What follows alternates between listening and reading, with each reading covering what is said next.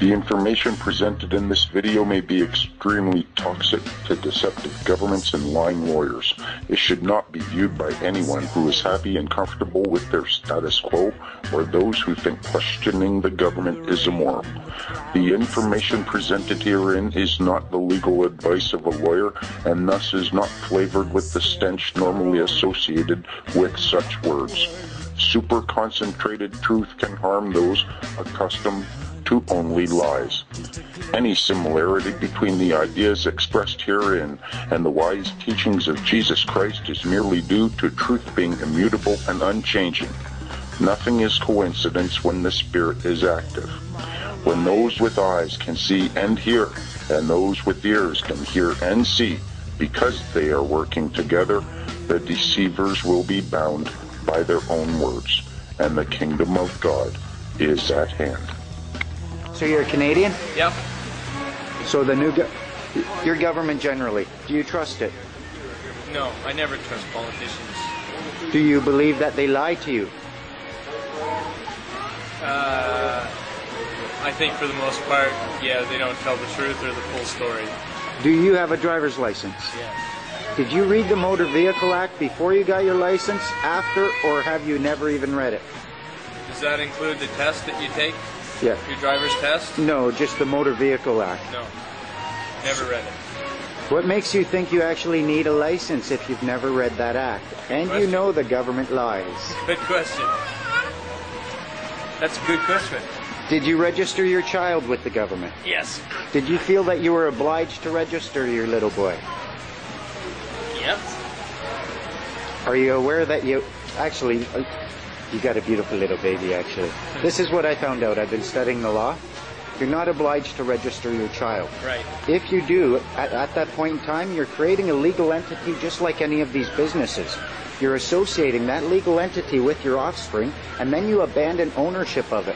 The government seizes it. Under the laws of maritime salvage, it becomes their chattel property. When they come to remove a child, they're not removing the living, breathing human being. They're acting on that legal entity, and you can disassociate it at any time. Do you think that's a little bit sneaky on their part? I think governments are always sneaky. You know what my question is? It takes 7 years or 10 years to become a doctor. Takes the same amount to become a lawyer. You want to be a scientist, you have to go to university.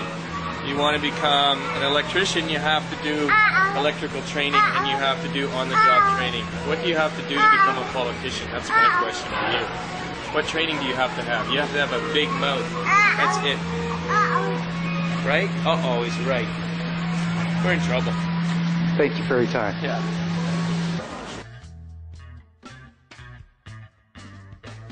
But this really seems to me like a spectacle, right? I mean, you've already dragged somebody away, but now there's this presence, right?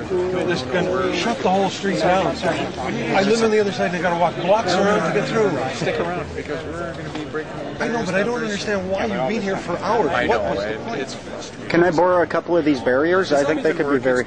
You're supposed to have a red light that goes on. That is not working. Maybe my battery's dead. Let me have a look and see. No. Policemen are for to help you. That doesn't work. Does it? Can I ask you a question on camera? Anyways, two quick questions. One, I can't believe you've been holding that up for a while. Fairweather. How come some of you guys have numbers? Other of you have Fairweather. have Really your names? Fairweather. This is my community service. This is No, but that's a tomorrow's- good. I was No, how come some of you have the names? You're the only one that And has some a name. is it The other because ones some have are numbers. acting as peace officers and others are acting as law enforcement officers? Is that the reason? Okay, I don't talk to that. I don't talk to that. I don't talk to that. I don't talk to that. I don't talk to that because it doesn't work. Put it down. Put it down. If it's not working, why not talk to it? Put it down. Rest your arm. Okay. Hang on, he's got a good one. That is a good one too. It's simply up to, my badge number is 1090. Officers, certain officers want their number. I always, oh yeah, absolutely. You have to be identifiable either by a number or name. I always want people to see my name. There's only one fair. It's a powerful name. So that's up to each officer's discretion whether that's what he said. Okay, one more quick question. I am a people person. I've been around for 24 years. I play numbers. I don't think any officers do what they do, but I want to be known. I'm not by constable or sergeant such and such. Can I ask one more quick question? Sergeant Fairweather. One more very quick question. Statutes. Do they have the force of law over those who deny consent to be governed? Statues? The statutes. Does a statute, like the Controlled Drugs and Substance Act, does it have the force of law over those who have denied consent to be governed? Sorry, you're losing me on that one because I started work at 5 this morning and that question's going to I'll try one more time. Can I try one more time? No. No? No, I don't want to play. Oh, okay. Thanks for your time. Why? Because I've got a Sony 8mm too, and that one doesn't work. Really? Yours doesn't work, or this one? You should look at the menu. You'll find you got an option to turn that red light off or on. You got to go to menu though.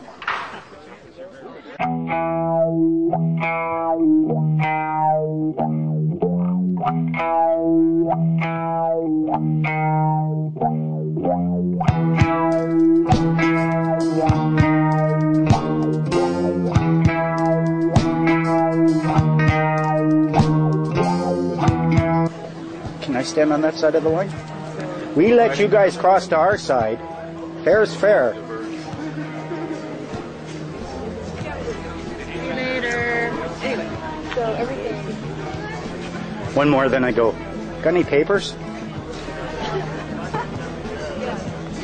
It's always nice to have a sense of humor. It's very important, I It find. is very important. Yes. Peace to guys. Thanks. Have a good night. That's right. Yeah. They didn't have any papers. Papers?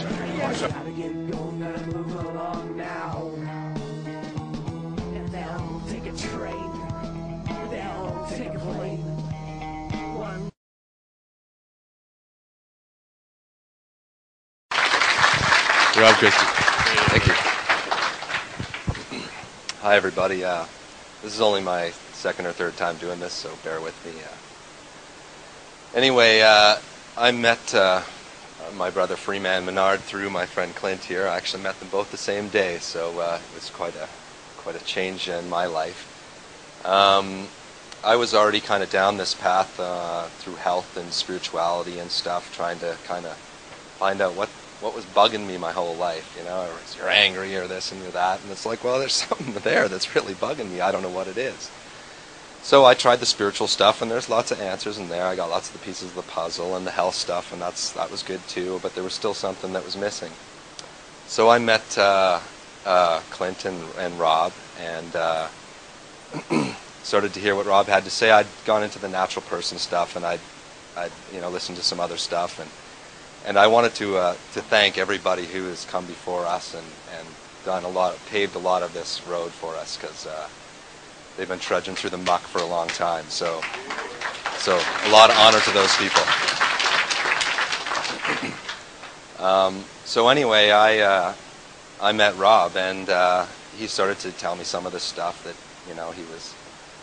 he'd found out, and so I figured, well, I need to kind of prove this somehow, and I need to make it work for me. I got to see how this works. So, looking at the whole thing, I was like, well, parking tickets are not criminal, and you can kind of see what's going to happen with parking tickets, and there's really no consequence other than money at the end of the day. So I started to get parking tickets, and I got a few parking tickets, and we initially responded by conditionally accepting, saying, we accept this, but in order for me to administrate this, I need a bill, and because according to their rules, they have the Bills of Exchange Act, and they have rules, and they're supposed to follow them.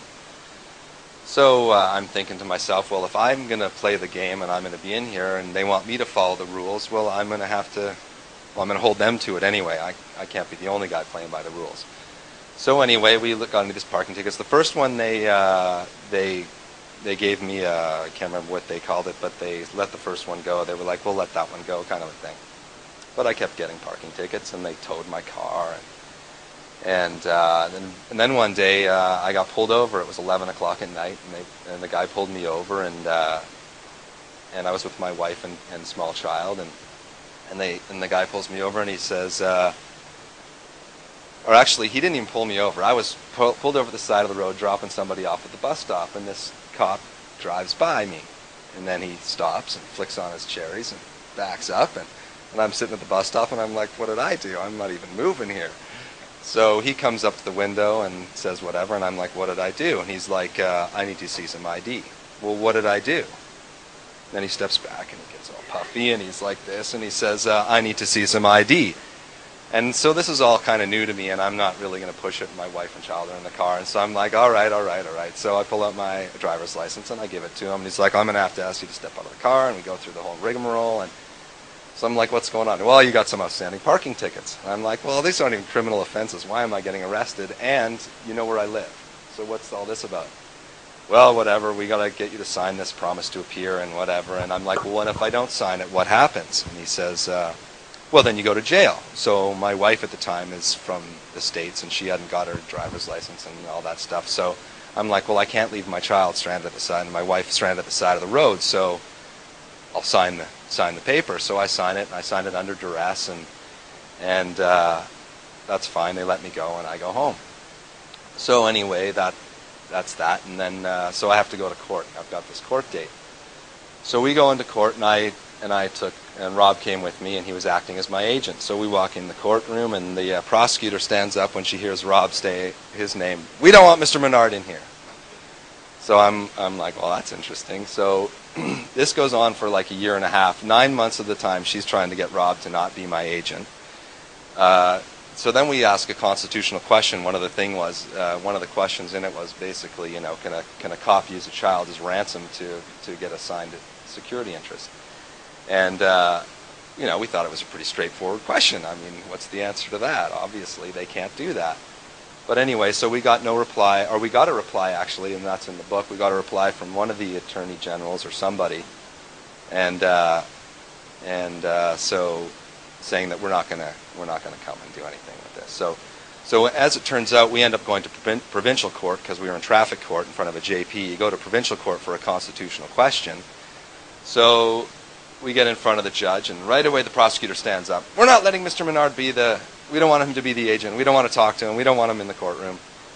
And then she said, the JP from the other court said that he wasn't allowed to be a lawyer. He was doing all this stuff, and she's lying. She lied right to the court. And I turned to Rob and I said, am I allowed to do that? And he's like, no, you can't do that. I'm like, well, this is ridiculous. So anyway, that was the provincial court, and they end up adjourning that, and we have to come back a little while later. So that was another interesting story in of itself, and that'll be in a book that we're working on. But so eventually we go back, and I now have done all my Freeman stuff. I've sent in my notice of understanding because I've learned a few things, obviously, in this thing. One, they don't follow their own rules. They want me to follow these rules, and they use all these words and stuff against me. So I'm like, well, I don't want to play this game. And then I've also learned, obviously, that these words, I can't understand these words. These are words written in another language. You have to be a lawyer to understand them. I can't understand them. How can I, in any conscience whatsoever, be bound by something I can't understand? And secondly, there are thousands of pages of documents and stuff, and it's like, well, how easy is this? This was made for us, and it's supposed to help us, and it's ours, and we made it so we can't even understand it. So anyway, Rob's going to talk about the whole lawyers and all that stuff later on, but I can't understand it. There's no way that I can understand it unless I'm a member of the bar, so I'm not going to be bound by it. And so we go into court, and I go in as a free man. I've done all my stuff. Rob walks in. The judge right away says, we can't hear you. So then we go outside with the prosecutor, and she says, she says, are you going to come in? I said, well, what's your name? I need your bar card. I need this information. And are you claiming that I'm the accused or the charged party or whatever we said? And she wouldn't say anything. She just laughs. And she walks back into the courtroom. And so we get into the courtroom, and they start their trial, an ex parte trial, while I'm sitting in there. And they're not pointing to me as the accused party. So I'm thinking, great. They're not. I'm in the courtroom. They're looking for a guy named Christy Robert Scott, and they're going through the thing, and they're not looking at me. So I'm not the guy they want. So this is part of this is how I won.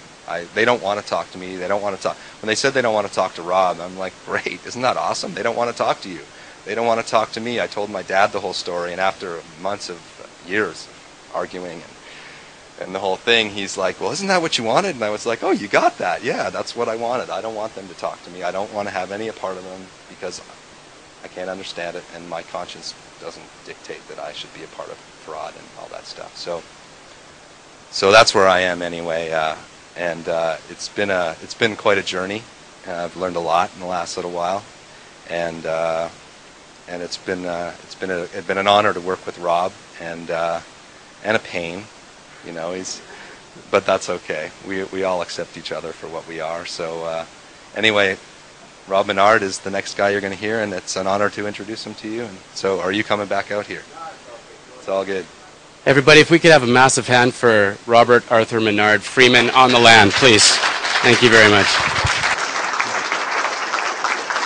Thank you, folks. Thanks to Clint. Folks, let's keep it going for Clint and Robert Christie over there. And also, while we're here, we've got a whole lot of giants in the movement here. We've got Mary Elizabeth Croft right here. Let's have a round of applause for her, folks. If you haven't read her book, you can check it out on the internet. I'm not going to tell you the title. Just Google Mary Elizabeth Croft, because I don't remember the title to it. How I clobbered every cash confiscatory. She can't find a publisher because of the title. Folks, we also have some other people here. We've got Reverend Belanger back there. Let's have a round of applause for him. Mr. Gordon Schiller is in the audience. No, he can stay seating. Folks, these people have done a whole lot of work on this movement, and I might, the way I look at it, I'm standing on the shoulders of giants. So if I can see a little bit further than they can, it's only because of the work that they have done. Who here is anyone here from Valley View? Are you? Okay, I'm going to talk about that place then. I was there last night. Oh my God. A little quick story for you before I start on the law. I used to do stand-up comedy. I go into Valley View, Alberta, Bama is how I call it. I go in there at 6 o'clock in the morning. I go in for breakfast. I sit down. I'm the only person in this restaurant. I order bacon and eggs. I'm not even going to talk about the bacon or the eggs. Hash browns. I figure if you're a cook in Canada, you better know how to make hash browns. My hash browns come. They're about 3 chunks of potato the size of softballs. They look like they were boiled for 3 minutes, rolled off, fell onto the grill, rolled onto my plate. I cut them open. They're raw in the center. The waitress comes over. She says, is everything okay? I said, no, these potatoes, they're raw in the center. Look at that. She said, oh, that's how the cook cooks them. I said, darling, when the end product is raw, you have no right using the word cook either as a noun or a verb. They're not cooked. She said, well, that's how the cook cooks them. I said, well, I can't eat them. She said, well, that's how the cook cooks them. I said, okay, watch this. This is how the customer doesn't pay for them. Take them away and take them off my bill. She looked at me like I had just asked her to squash a litter of puppies with a fridge. She said, I can't do that. I said, why not? She said, I punch a button, the bill comes up, I have to charge you what's on that bill. I said, okay, I think I can help you out here. How much is a side of potatoes? $1.50. How much is my large milk here? $1.50. I said, fine, take away the potatoes and don't charge me for the milk. She looked at me like I was from another planet. You know what she said? Milk? How can you do that? I said, because of the potatoes. She looked at me and she won the argument. She said, milk ain't potatoes. Right then I realized when she asked me, is everything okay? To her, that was just a rhetorical question. So I asked her, I said, why do you even bother asking me, is everything okay, if there's absolutely nothing you can do about it when it's not? I thought I broke her. She wandered off, talked to the manager, came back, said, would you like a complaint form?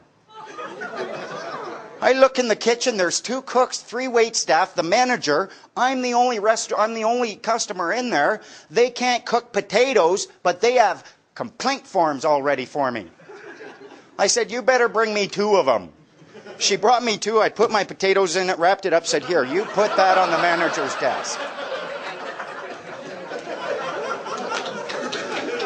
So I go upstairs at 6 o'clock in the morning. I go upstairs to try to sleep on what is essentially a pile of springs with a little bit of cloth on top of it. 11 o'clock is rolling around. What's coming on? Law and Order. One of my favorite shows. I'm thinking Law and Order. fries and gravy. I haven't had my daily ration of potatoes yet, right? Law and Order, fries and gravy. I go downstairs to the same restaurant. I look at the menu, and something really striking. I found this very funny. They had put the preposition the in front of everything on that menu. The order of fries, the side of gravy, the hamburger, like they only had one of each. I looked at that, I said, oh, look at this. I'd like the order of fries and the side of gravy. Fries and gravy? The order of fries and the side of gravy. Fries and gravy?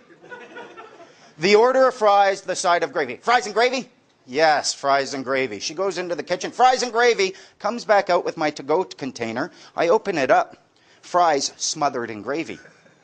Now, this is not what I wanted. When I'm watching Law and Order, I need to be able to control the fry to gravy factor per individual fry. Sometimes I want some gravy, sometimes I don't. What I don't want is a great big soggy mess. I said, look, I didn't want this. I specifically ordered from the menu. I said the order of fries and the side of gravy. She said, you said yes to fries and gravy. I said, well, that's what I ordered. The order of fries, the side of gravy. Well, around here, when someone says yes to fries and gravy, that means they want the gravy on the fries. I said, I'm glad I didn't order soup and salad. But this isn't what I want. I said, let's try it again. You take this away, because what I want, I pulled out the menu, I want the order of fries and the side of gravy. Fries with gravy on the side? The order of fries with the side of gravy. Fries with gravy on the side? Yes, fine. She goes in. Now he wants the gravy on the side. The cook looks out at me like I'm the devil. Finally, my thing comes. I got like 2 minutes to Law and Order, right? I open it up. Gravy. Fries poured down one side. I went, listen, I didn't want a full soggy mess. What makes you think I want half a soggy mess? I said, look, I want a side of gravy. I want my gravy in a separate container. I'll pay for this one, throw it away, give it to someone. But here's what I want. I want virgin fries. I want fries that don't know ketchup, never met mayo, couldn't spell gravy if their life depended on it. All I want are fries. Okay, fine. She goes in. Now all he wants are fries. They have to almost hold this cook back, eh? Finally, the fries come. I open it. Fine, that's what I want. Now go get me some gravy. Don't touch my fries. Just go get me gravy. She's like, well, how can I get you gravy if you won't give me your fry container? Don't you have a little container that you can put some gravy in? You know what she said to me? Those are for mayo.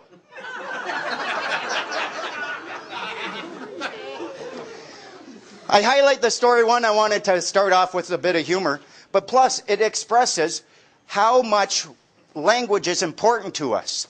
It expresses that you might use the exact same language as someone else, but if you don't understand, if you're operating upon a presumption or an assumption, you are not going to get what you want. These words mean things, and if you don't know what these words mean, you are going to be getting soggy fries when you want virgin fries and a side of gravy. And the Law Society loves doing this. They want you to eat the soggiest fries imaginable. Now, let's ask ourselves, why are we all here? Look, a room full of people from young, old, all sorts. I mean, from across the entire community spectrum. Why are we all here?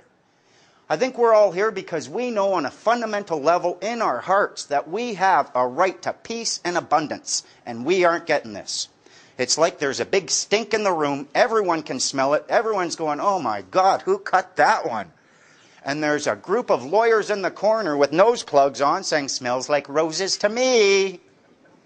We know there's a big stink in the room. We know that they use words they will claim are our laws that have the force of law over us, and yet at the same time they will claim that we cannot possibly understand these words because we are not a lawyer. There's a guy by the name of David E. Sherman. He's one of the premier tax accountants. And if you look in Snafu and Google David E. Sherman, he's on the record as stating these detaxers think they know what they're talking about. They read something that looks like English, but it's not. It's law, and they can't understand it. I called them on that. I said, if they can't understand it, how is it constitutional to use this to create liability on them? Never heard back from them. I think that's why we're here, and more importantly, what we want is we want to find remedy to this situation. We don't want to just sit around complaining about it. Glad you could make it. Yeah, Valley View. I was in Valley View. I got some potatoes. They were uncooked. Got some fries. I'm just catching you up. Talking about why we're here. We want remedy. We want our power back. We want our remedy, and we want to hold these people to the... We don't want to beat them up. We want abundance. We want peace. We don't want a life of conflict with these people, and we shouldn't have to dig through the shit they manufacture in order to find the diamonds of our freedom. To recap bursting bubbles of government deception, I look at what I'm about to teach you as high school. Bursting bubbles was essentially grade school. Fundamental 3 things you should have learned. 1, you are not a person. You have a person. It exists in association with you. Statutes are not laws. They do not apply to you. They apply to your person. And finally, believe it or not, you want your freedom. You want to become a free man on the land. You have to treat these people with compassion, regardless of what they've done to you, and I know how difficult that can be. When you can take all of these things and put it together and use it in this information that I present to you tonight, you are going to have more power than you can imagine over these people. Maybe not power to command them, but they certainly won't be trying to claim any power over you. A lot of us, we look at them as bullies. I've dealt with a lot of bullies in my life. The bully wants to find the weakest person. If they know that you are going to fight them and you're going to just keep fighting them, eventually they know that what's going to happen, you're going to figure out their little bully tricks, and there's going to come a day where you're going to start winning. Or eventually the whole schoolyard is going to watch you fight them and say, hey, he's not that tough, let's get him. And the whole schoolyard jumps on him. They're not happy with this. Now, I've achieved the status of a free man on the land. I've been researching the law probably about 6 years now. Last count, I got about 17,000 hours in studying the law, deconstructing it, acting as an agent for people, and helping people find remedy within the system. A free man on the land, in case you don't know what it is, a free man on the land is a human being in a common law jurisdiction who has revoked consent to be represented and thus governed, and therefore is not subject to any statutory obligations, restraints, bylaws, orders, anything like that. What you call a law has nothing to do with me. And this has been proven to me a number of times. The last time I got stopped by a cop, 11:30 at night, I'm at a bus station. I'm at a bus stop. I got 12 beer beside me. I'm going over to my friend's place. I crack a beer, a cop goes by, I went, oh, this is going to be fun. He pulls right up, he gets right out, and you know how they get out, they're all angry. Hey, what are you doing? You're drinking in public, that's against the law. You know I could arrest you under the Liquor Licensing Act, the Liquor Control Act, and I could confiscate your beer. The first thing I do, God's peace to you, good officer.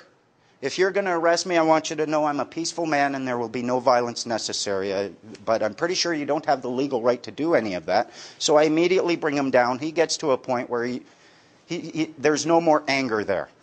You can talk to them if there's no more anger there. So he starts asking me, well, what's your name?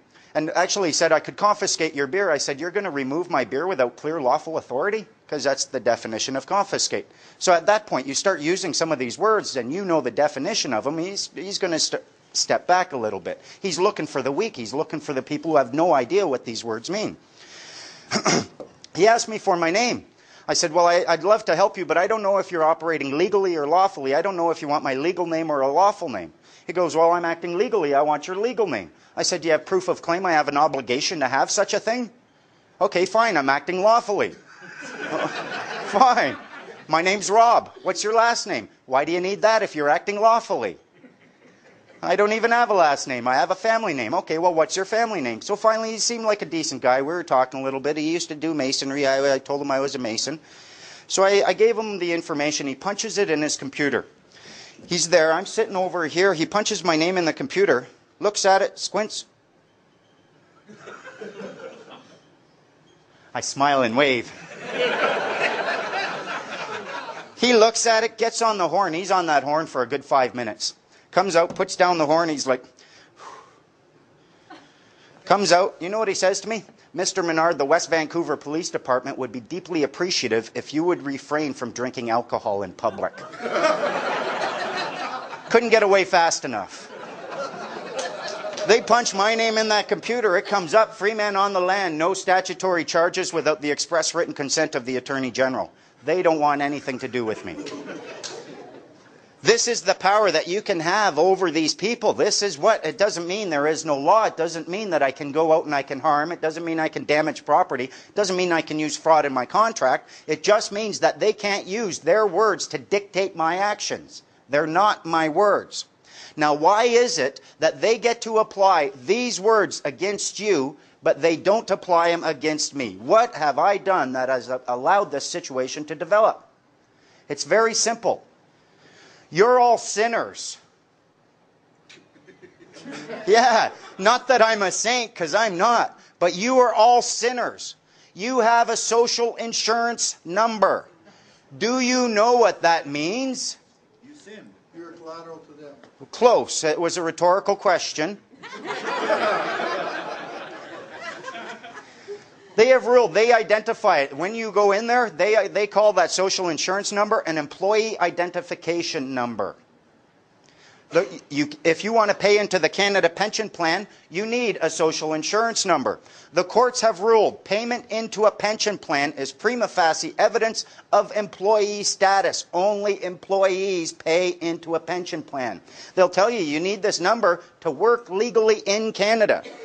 Change the in to for and you're closer to the truth. You're working for Canada. If someone tells you, I work legally in Walmart, are they not also then automatically working legally for Walmart?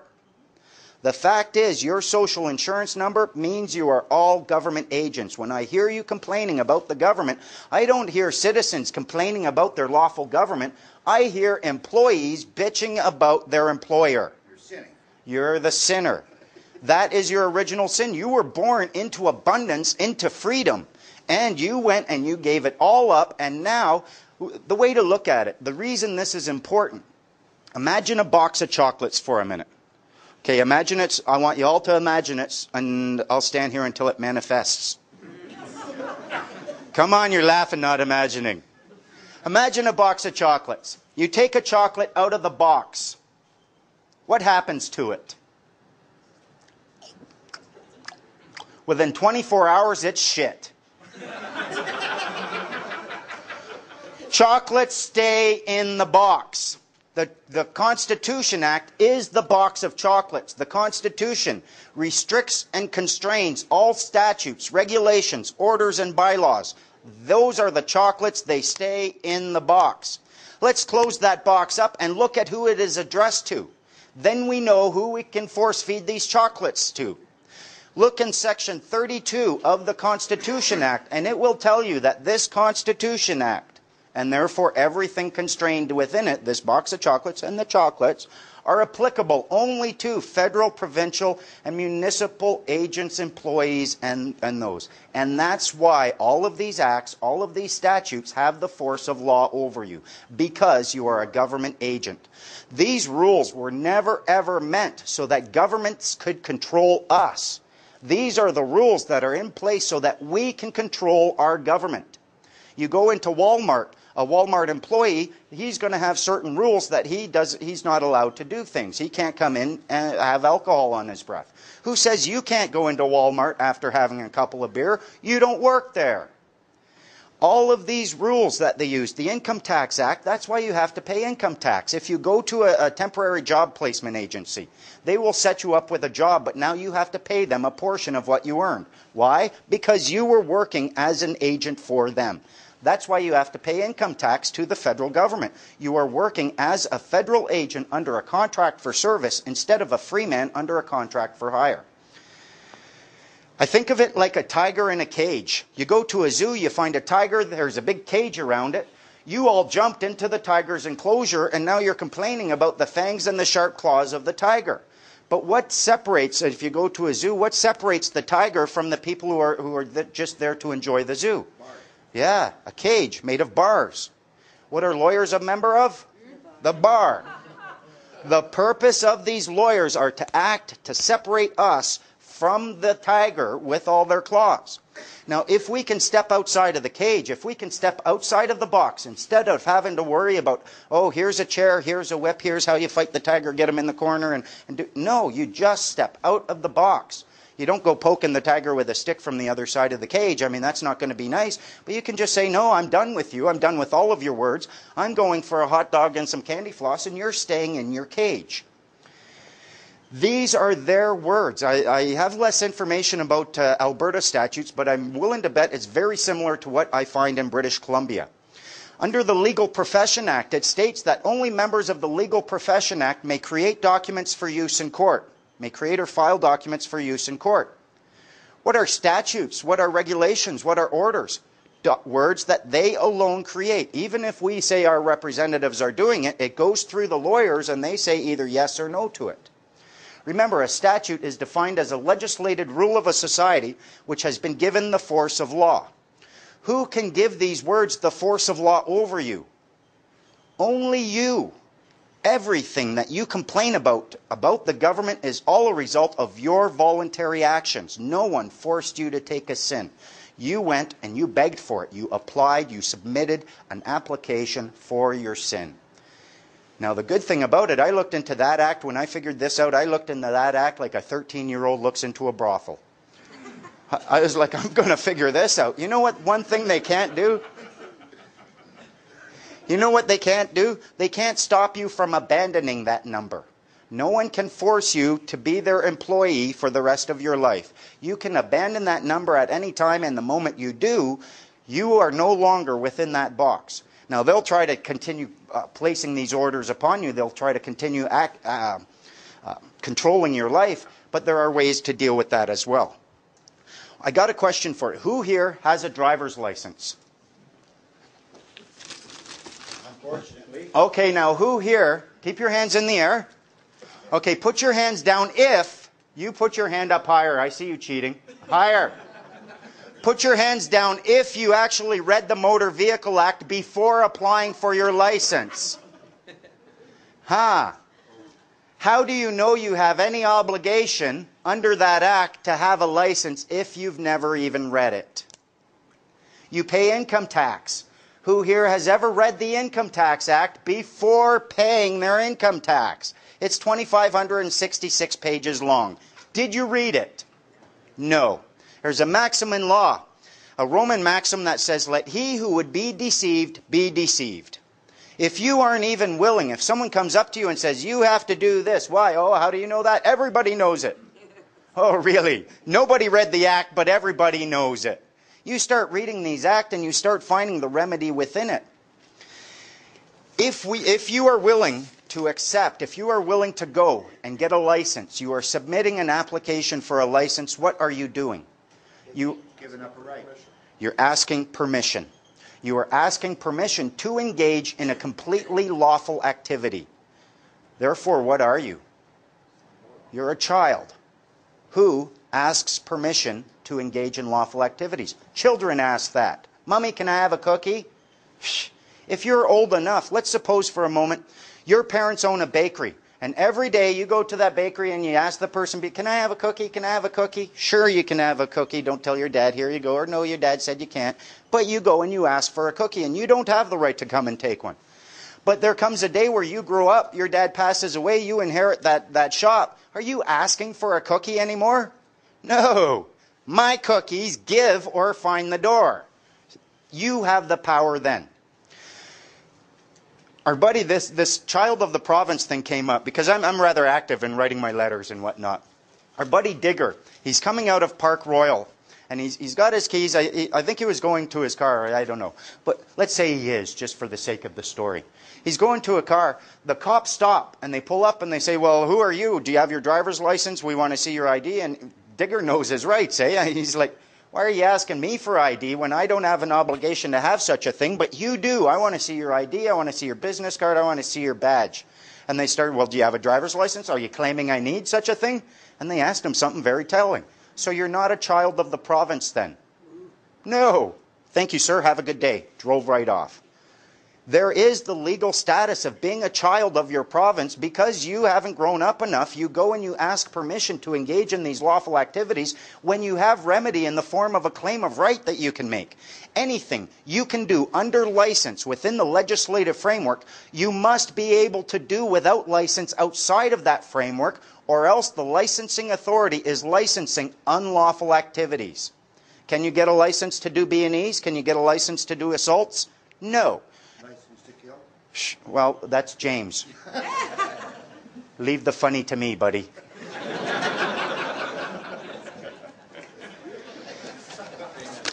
The question we're at, who is going to be master? That's the only question. Humpty Dumpty knew it. Who is going to be master in this game? Are you going to be master of the government, or is government going to be master over you? Now, how do we claim mastery over people? Or not so much over them, but how do we ensure that they aren't trying to be masters over us? As they have treated us like children, because we were acting like children, so must we treat them like children. Who here are, most are parents, I imagine? Everyone have kids? Are you not masters over your kids? Why? Well, when you were younger, when they were younger maybe. When they were younger, what makes you master over them is your ability to grab them and raise them up. They come and they try kicking you in the shin. You laugh at them. Ha ha ha, that doesn't hurt. And you raise them up. Who's in charge now? You are clearly the one who has the power if you can raise up the people in government. And the trick to this, why can you do this from your kids? Why is it possible for you to accept your kids doing things that you might not like, and yet you don't get all angry with them as you would with the government? Why? Because you love them. When they were born, you allowed your heart to expand, and that expansion of the heart gave you the power to raise them up. You're going to be treating the government in the exact same fashion. You're going to allow your heart to expand, and you are going to have power over them because you know that they are the children. You have the moral high ground. You're acting mature. You are willing to deal with them on whatever level they want, but you have the power. And once they start recognizing that, if they come at you and, oh, put him up, put him up. Oh, really? You're so cute. Come here. Pick him up. Now get in your room. When you bring out that attitude, it's far different. I had to go to jail a couple of times. I mean, in this action, it's not easy. You know, I've been placed under arrest. But when they came and arrested me, oh, Mr. Menard, we have to place you under arrest. Okay, fine. Sat there with my coffee. Finally, the paddy wagon pulled up. Okay, well, we got to put cuffs on you now. Okay, fine. Put it on, and it's under protest and duress every step of the way. He noted the protest. I get into the holding cell, and I get in there, and there's like 15 people in there. I'm like, so who's here under statutory charges? I'm going to teach you about the law. 15 seconds later, the door opens. They grab me, take me out. They couldn't get me out of that holding cell fast enough, eh? And they're asking me to sign an ROR, a return on recognizance. And I'm not signing that. Well, you have to sign it. You'll go back in that holding cell. Fine, bunch of people in there to teach. Okay, you just sit there. The sergeant, he tried intimidating me. Come here, come here. Because I was sitting over there. You just sit there and you make up your mind. So he calls me over. Don't you try to intimidate me. You're going to sign this document. I'm saying, okay, fine. Listen, you want me to sign it? Yes, I do. I'll sign it. But it's under protest and duress. Fine, just sign it. So I signed it under duress. As I give it to him, you know that signature isn't really there. Take it, got out. They didn't want me in there. If you go through this enough times, they get to the point where they know that you know what is right, what is wrong, and you're willing to sacrifice for it.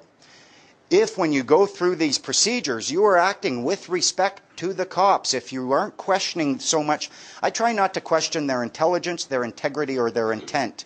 Merely the meaning of the words that they're using to claim authority and their knowledge of what those words mean. If they don't have that information, they should just back right off. And the cops, at least out in Vancouver and BC, they're coming around. They are coming around in a huge way. People are getting tickets saying, that's a bill of exchange and I want the original. Another one. Let's close that one. Here's a warning. And they're not doing it anymore. How do we get to this point, though? How do we get them to recognize that they're the nanny and we have grown up and they have no more power as nanny over us? It's about how we treat them, about how we act.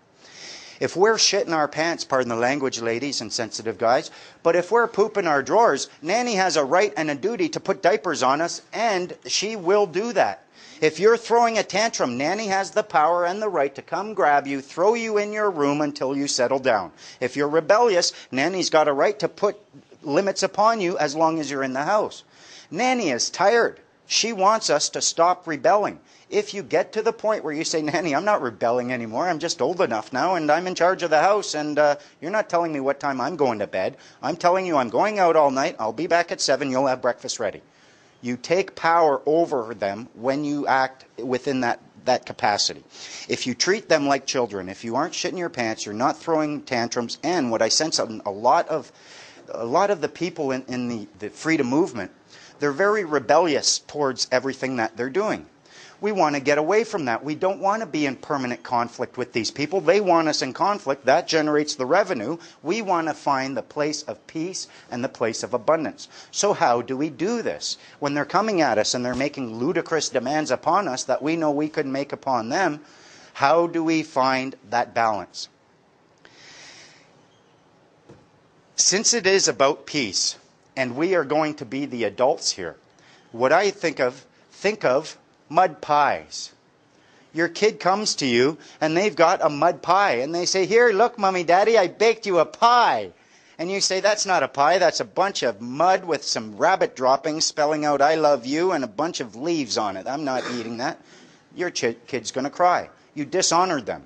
You've locked them out. I mean, people say, oh, that's not a real bill. We don't have real money. There's no real commercial transactions available to them. If you order your kid to bake you a pie and then you lock them out of the kitchen, you don't even give them access to the pantry, this mud pie is all they've got.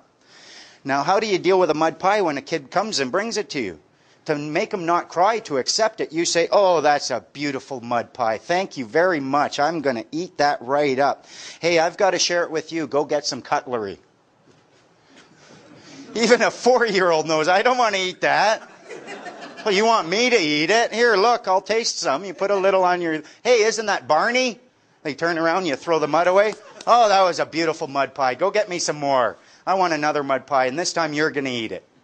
If you can accept everything they bring you merely as mud pie, merely as a kid trying to serve you, trying to be nice to you, they're trying to give you a service, regardless of whether or not you accept it as edible, then you start having power over them because you can accept without generating conflict. You can conditionally accept. You say, I accept whatever it is you're giving me upon this condition. You place your own conditions and you make those conditions too difficult for them to fulfill.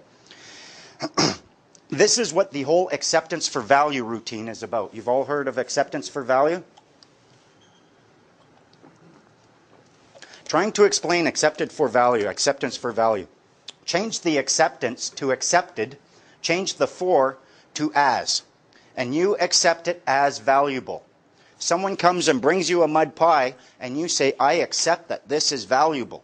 You give them evidence of this, now they can go to a third party. If someone gave me a document, a remittance, and I take it and I say, I accept that this is valuable, now give it back to them. Now you have two parties who have both claimed that a certain document has value. It's a valuable document, and it must be because two people have just accepted it as such. You can now take this document to the third party, not me, my fiduciary agent or the government, whoever you want to direct it to, but that third party must accept that this document, this mud pie, is real pie because you've accepted it as such. They use tricky language, like acceptance for value took me a long time to try to understand what they were doing there until I said accepted as valuable. Okay, I can see that. It's evidence that someone provided you with a service. They might have been a government agent just bringing you mud pie. It might be service in the form of a ticket. It might be service in the form of a summons or anything like that. But all they're doing is trying to serve you. The problem with acceptance for value is knowing what you can and cannot accept and how to deal with something. If you get a notice, you shouldn't be accepting that for value because all it is a notice. You deal with a notice with your own notice. And you take their notice. What I used to do is I'd take their notice, I'd write on the back, here's my notice, and it's a notice of discharge of alternative notice or notice of discharge of notice by way of seeking clarification. They're trying to communicate with me. I don't know what your words mean. What does this word mean? What does this word mean? What does this word mean? Balls in your court. And they never want to start playing that. If you get a remittance, and this is where when we went through with Rob with the whole parking ticket issue, the end result was them sending a remittance. We looked that up. A remittance is a specie of money sent by one merchant to another, but it has to be signed. Look at the money in your pocket. It has a signature. It has two parties accepting it as valuable. Those you can sign. Those you can assign value to. You say, I accept this as valuable. You give it back to them. They now have something that they can take and pay. What we found with the parking tickets, they would send you this remittance, and what they want you to do is not touch that, but send that back, that original document, with a check for the value of the remittance. So they are getting two species of money. They've got $80 in that envelope, not 40, and they're using this check to act as in an administrative capacity for you, and they are adding value to that. It's called twinning a stream of revenue, and it's highly unlawful. And we caught them at it in Vancouver. So, and when we first did it, the first time we did it, they accepted it. They didn't want us doing it over and over. Yeah, they claimed it was a typo. We asked the girl, we said, this is a remittance. Look, Black's Law Dictionary, specie of money. She said, we're going to talk to the lawyer. She went, talked to the lawyer, came back. Oh, the lawyer told me it's a typo. Yeah, I'll buy that one for $1. Like lawyers make typos. A typo is when there's one T in remittance, not when you change receipt for remittance. There's a big difference. And the fact that they want it back is very telling.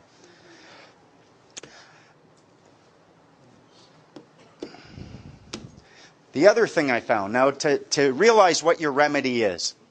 One of the big problems is we're in rebellion. The government gives us an order, a government agent, a lawyer, or a judge, a JP. They'll try to give us orders. We say, I don't want to accept that order. Nah, nah, nah, nah, nah. And then you're in conflict, and that's what we're trying to avoid, is the conflict. I was at a bar. Surprise, surprise. I'm sitting there. The waitress comes up and asks this guy, and you know how sometimes you just have to see the cart before the horse, before you realize what's going on. She came up and she asked this guy, are you ready for your bill? Yes, please, bring me my bill. She turned to this couple, would you like to place your order? I went, ding, click. Bills follow orders. When have you ever in your life made or placed an order and then not been immediately liable for a bill? Go to McDonald's, you'll see what I mean. You order food, bang, here's your bill, pay up, you pay the bill, your order is filled. You go into court, they try giving you orders. They do it all the time. Cops will give you orders.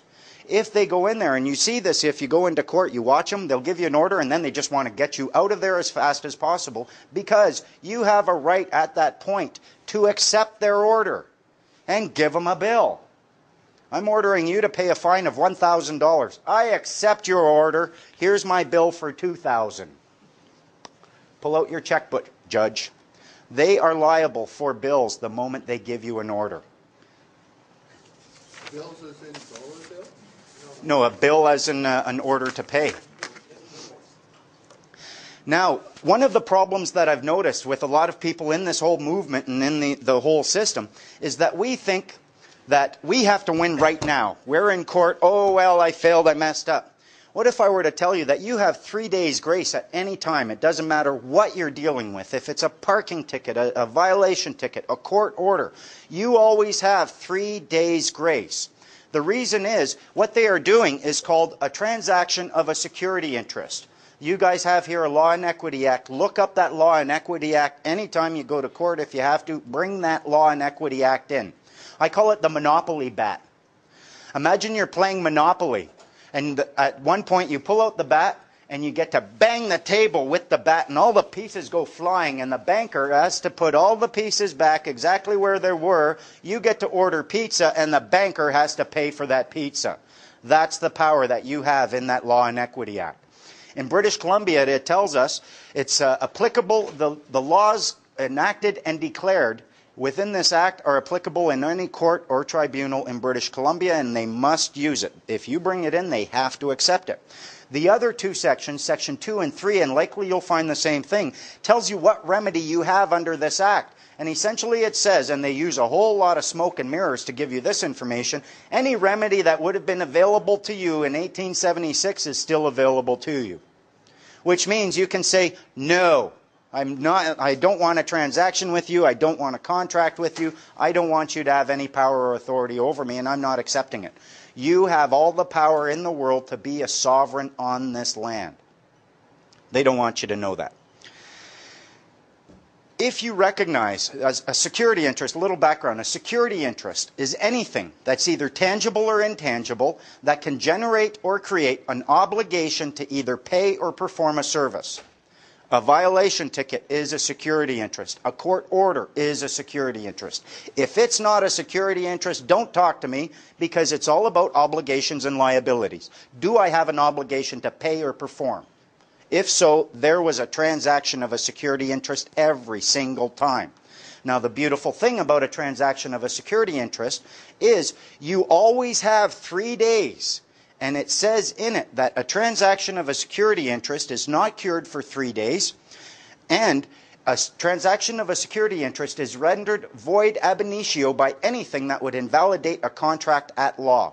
Fraud, duress, mistake, coercion, I didn't want to contract, all of these things. So no matter what they do, you get a ticket, fine, I accept that. I recognize it's a transaction of a security interest, and I'm operating under protest and duress, and I want you to know that I'm going to be voiding that within 3 days under the Law and Equity Act. So go ahead, give me whatever you want. Within 72 hours, it's going to be a nothing. You're taking it out of the box, and I'm eating it. Could you define for the audience ab initio? Sorry. Ab initio means from the beginning, from the initial. If everything they do, if you always have 3 days to discharge it, to render it void and invalid, why argue with them at the point that they're doing it? Why argue with them in court? Why argue with them when they're giving you a ticket? Oh, you can't give me a ticket. Oh, go ahead and give it to me. I've got my notices already. I'm just going to zero that out. They're doing their job. You're doing yours. They can't do anything about it. And once you start, I'll show you how to get to this level later. Once you start putting these red flags all over your name, they don't even try anymore. They know that, oh my God, either I'm going to be liable for that, or it's just a waste of my time, isn't it? Absolutely. Big waste of your time, officer. But if you want to do it, you go ahead. When you bring this attitude, you start having more power over them, because they expect you to, oh yeah, if you're not doing that, they're like, what's up with him? You're supposed to be scared and intimidated of me. Look, don't you see the gun? And you say, yeah, I see the gun. Guess what? See the smile?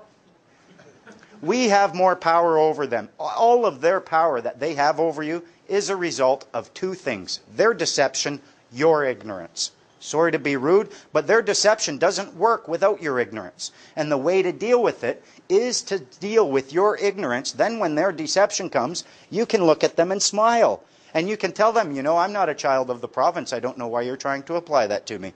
You can talk to them from a position of having power. And Clint will tell you, once you get to this position, you drive down, you see cops, you're not scared of them anymore. You don't get that, oh, the cops pulled me over. And now it's a chance to test out my theories. This is going to be fun. Now, how do we do this, though?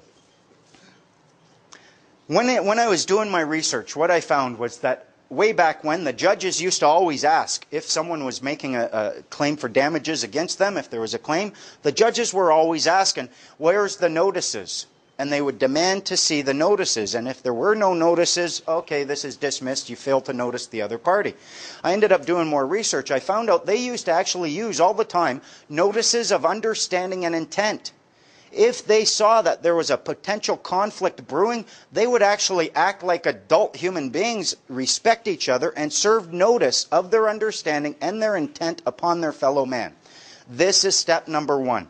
I think there's a lot of people out there who have been trying many esoteric kind of things, but if you are not operating upon a notice of understanding and intent and then a claim of right, you could lose every time. Maybe one time they'll let you in, maybe next time they don't let you in. You can't figure it out what's going on. When you do your notice of understanding and intent, it's their opportunity to discuss it with you. If they refuse to discuss it with you, they are accepting your understanding. They are sharing this understanding. Because you now have a shared understanding, you can share with them your intent. Once you've shared that intent with them, you give them 10 days. If they raise no dispute with this, you now hit them with a claim of right.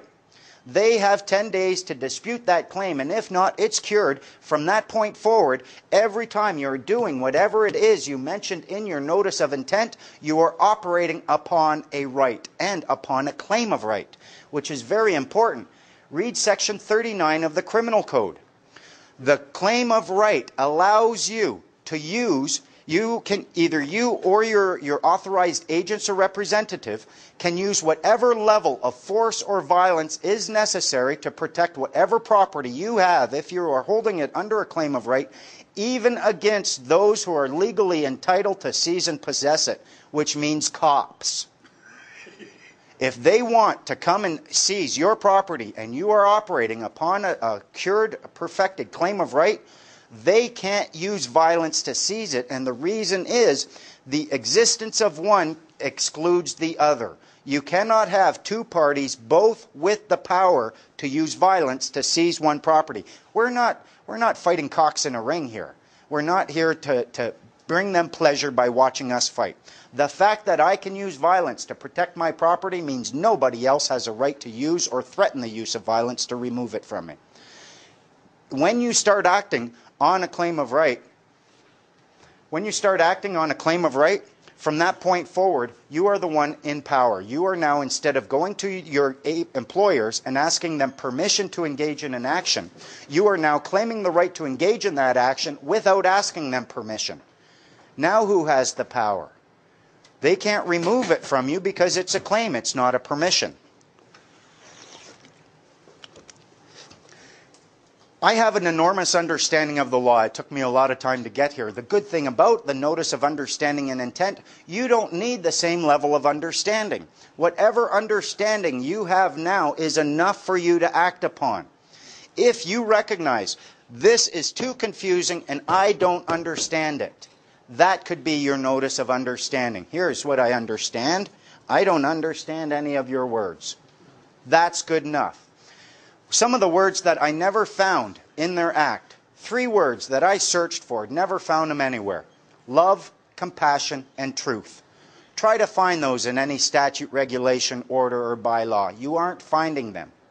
If, however, you choose to live your life with love, compassion, and truth as your guiding principles, who are they to claim that this body of words has anything to do with you? They're not. A notice of understanding and intent can be as big or as small as you want to make it. I like to make it big so that there's all these different points on it, and in our packages over here we do have an example of one.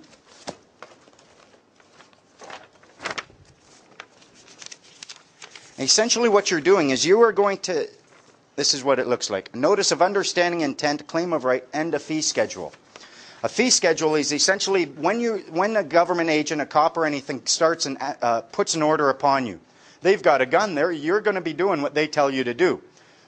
However, they might not have the legal right to do it, but they've certainly got force. You don't want to get beat up. So what you're doing is you're going to operate under protest and duress. I got 2 minutes and we're going to take a break and change the tape there. If you are operating under protest and duress, someone comes and says, you clean my floor over here. And you say, show me a contract. No, I've got a gun. Okay, good enough, but that's not a contract. It's going to get your floor clean, but you have 3 days after I wash your floor to show me a contract that says that I have an obligation to wash your floor and that you have a right to use a gun to get that contract fulfilled. If you don't do that within 3 days, guess who gets to determine the terms of that contract? You. That's what the protest means. You are protesting it, you're operating under duress, but then you get to decide, well, I charge $1,000 per square foot for cleaning your floor. There you go, here's my bill. When you tell them I'm operating under protest and duress, they will say noted. If they refuse to note it, you know that they're scared. And I'm not noting that. Okay, that's fine. But every time I've ever done it, I've done protest and duress. So then I got the cop, number 2191. I got him put on notice because I was operating under protest and duress. I have a record of doing that. And then when he arrested me, I told him and he refused to note it. No, I'm not putting that in. Well, sorry. I've got history as doing this. So when I come up and I wrote up and I said I operated under protest and duress and he wouldn't accept my protest, that cop was in shit. He can't lie like that. Any questions while we change the tape?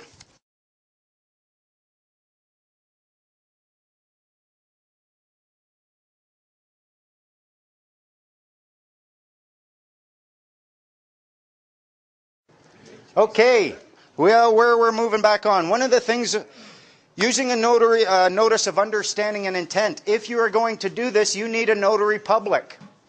The purpose of the notary public is to help you avoid conflict. You use a lawyer to win conflict. You use a notary public so you can avoid conflict.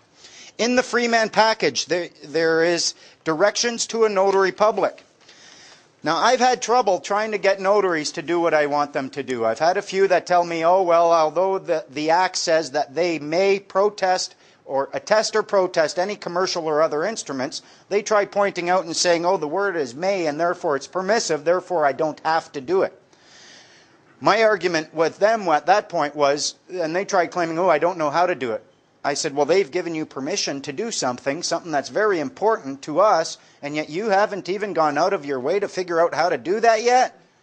I think you should lose your notary license. Okay, she reached in the bottom of her drawer, pulled out a protest stamp. She had it all along. They just don't want to do the protest. They have to do it. We've got a great notary public now. I imagine you could use him if you needed to go to Vancouver. His name's Kwan.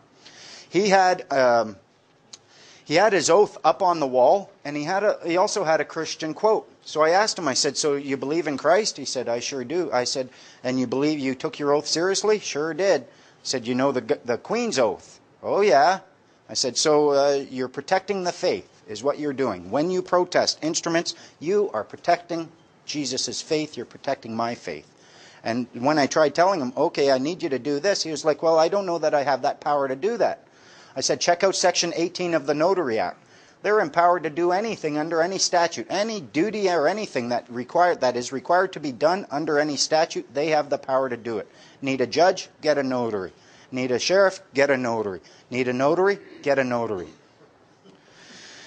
When you point that out to them, you might have to do a little bit of shopping, but have faith, find one who is going to do what you want them to do, and if not, put them on notice. Serve them a notice of understanding and intent and a claim of right, because whatever that notary is doing, you can accomplish with 3 people from your community who are of good standing.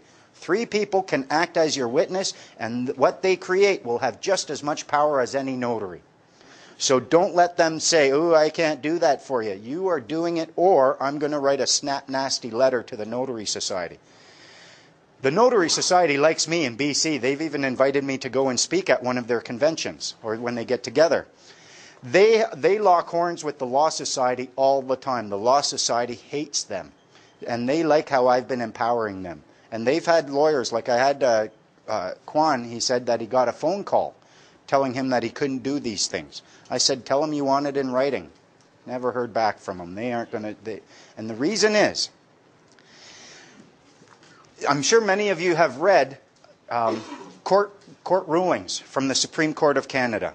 In a free and just society, this might be acceptable, Ask yourself this. What's the name of your society? Do you have one? There's a maximum law that says, if you know not the name of a thing, all knowledge of that thing must perish. If someone tells you, I'm going to my best friend's house, and you say, really? What's your best friend's name? And they go, do they even have a best friend? Believe it or not, any member of a society, every member of a particular society will all do the exact same thing if you ask them the right question. If you ask them, what is the name of your society? Every member of that society will say the exact same thing. Societies have names. In British Columbia, it's the Society of Notary Publics of British Columbia, the Law Society of British Columbia. If you are a member of a society, you will have a card. Your picture will be on it. It will have evidence that you've been paying your dues, and you will be able to tell me the name of your society.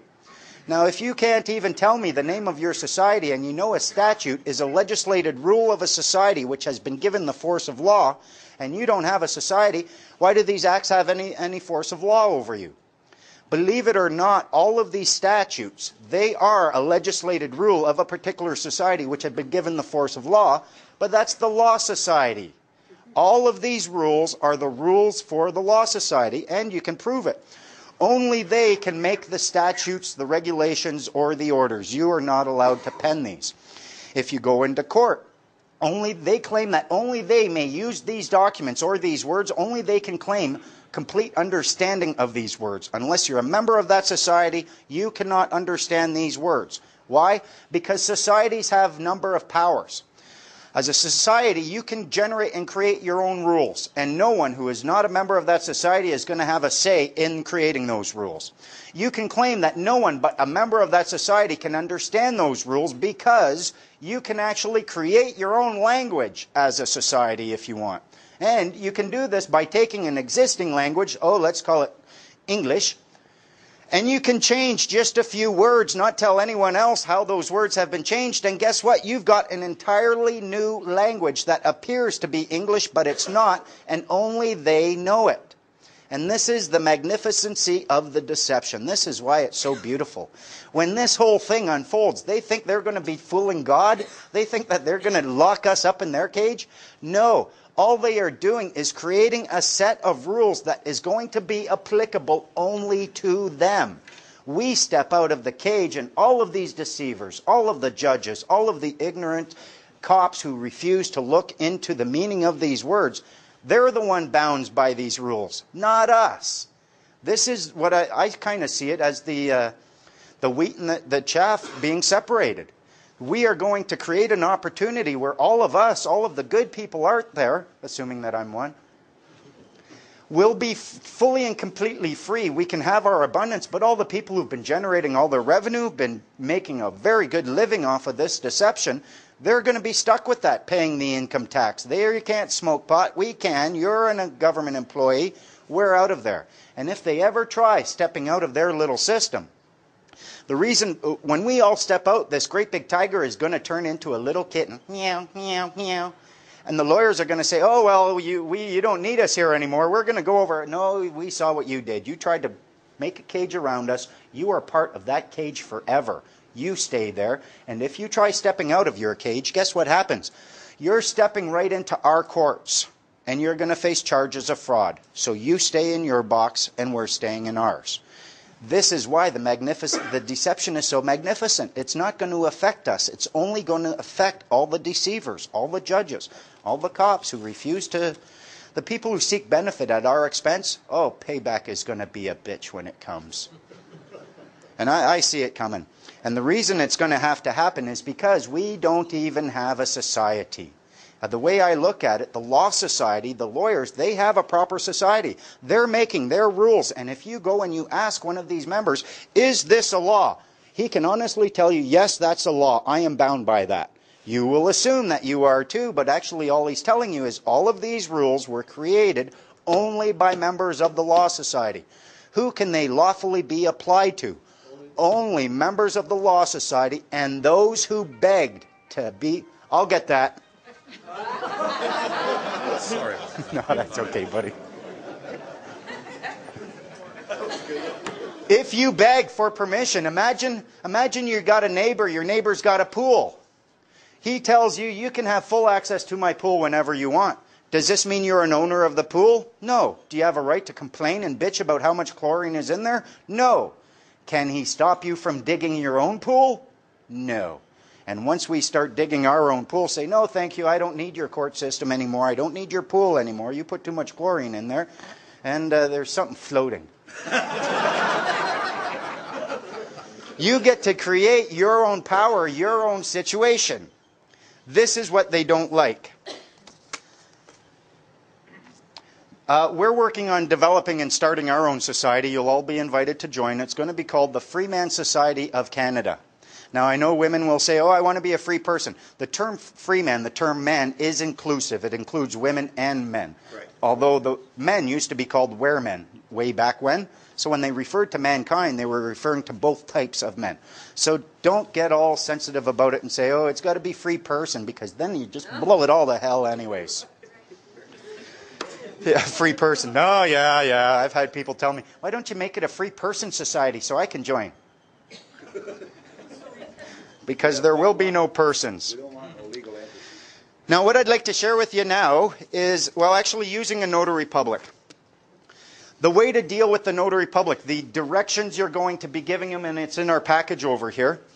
You will go, these are the directions that I produced, and when he looked at it, he said, okay, fine. And I ended up getting a default judgment, and the only signature on it was the notary's. He wasn't attesting my signature, he was going through it. He is a witness to a process which is evidencing you trying to avoid conflict. We have a lot of remedy given to us by our Savior Jesus Christ. And although I consider him my Savior, I consider him my Savior not because I pray to him and I'm going to get to heaven, but because he has taught me so much about the law. In the Bible it tells you if you're on your way to court with someone, with your adversary, offer amends before you get to court. Otherwise you can be delivered to the judge, he'll give you to the jailer, and then you'll rot.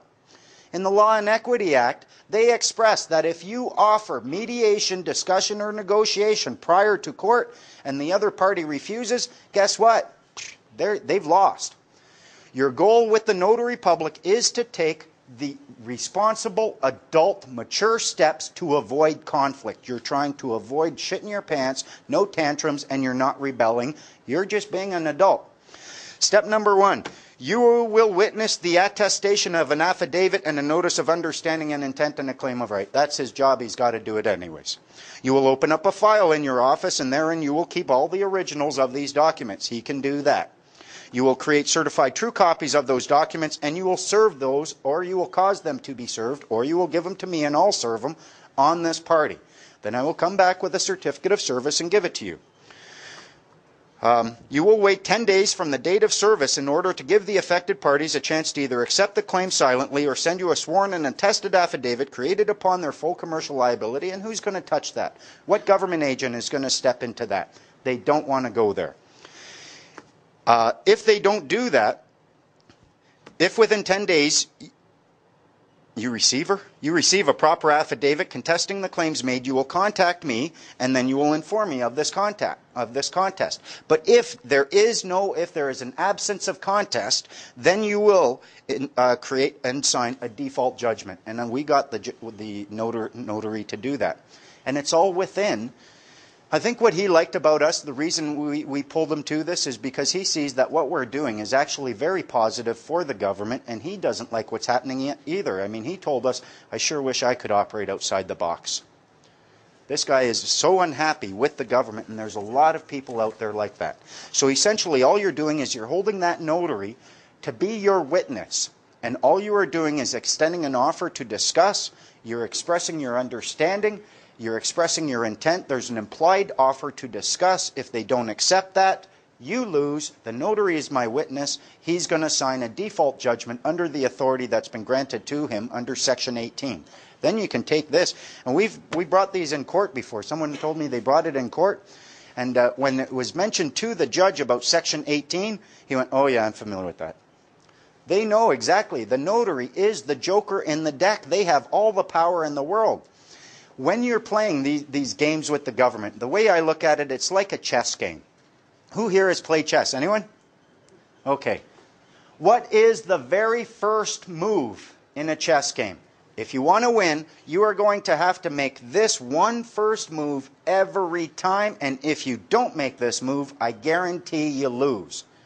Anyone? This is not a rhetorical question. Now's the time, smart boy. What is the move? No. You put your pieces on the board. If you never put your pieces on the board, if you show up with a king and a pawn and all their pieces are on the board, which is what they want you to do in court, you're going to lose. If, however, you start saying, okay, here's my pieces, they start seeing that you know how the game is played, then it becomes more powerful. Then they start looking and, oh man, we don't want to play with this guy. It's going to get too difficult. Now here's a funny thing. You let them act first. They're the moving party. They put their pieces on the board. Okay, now it's my turn. I'm putting my queen dead center. You can't do that. You have to put your pieces back here. Says who? You put your pieces on the board where you want them. I get to put my pieces on the board where I want them. Then you place your pieces so they can't even move. Guess who won the game? What, you can't move? Hi, you lose. Remember to put your pieces on the board. If you aren't doing a proper notice of understanding and intent, if you're not claiming a right, you don't even have your queen on that board. You're going to get your your butt handed to me. You're not going to win that game. Some of the strategies that I found for dealing with cops that seem to work. One, make sure you always recognize you are dealing with a human being. These are human beings that they don't know the law any more than you do, likely. They don't really... I found that people who benefit from any societal mechanism rarely wish to understand that mechanism, especially if understanding it limits their power over you. They will always interpret these words in a manner that maximizes their claim of authority over you. If, however, you remember they're human beings, you treat them with love, you treat them with the compassion that we are all worthy of, we are all due a certain amount of compassion. If they do have to arrest you and bring violence, they don't take you down, they don't beat you up, they don't cuff you really hard. They will treat you with the respect that you give them, especially if, before going in there and asking them these questions, you have filed documents. You've served a notice of understanding and intent, a claim of right, and most importantly, you have a fee schedule filed. The fee schedule, my fee schedule states that if I'm stopped by a cop for statutory compliance checks or anything like that, if they're respectful, I'm not going to activate my fee schedule. But otherwise, if they make demands upon me, I get paid $200 an hour, and I'm going to collect.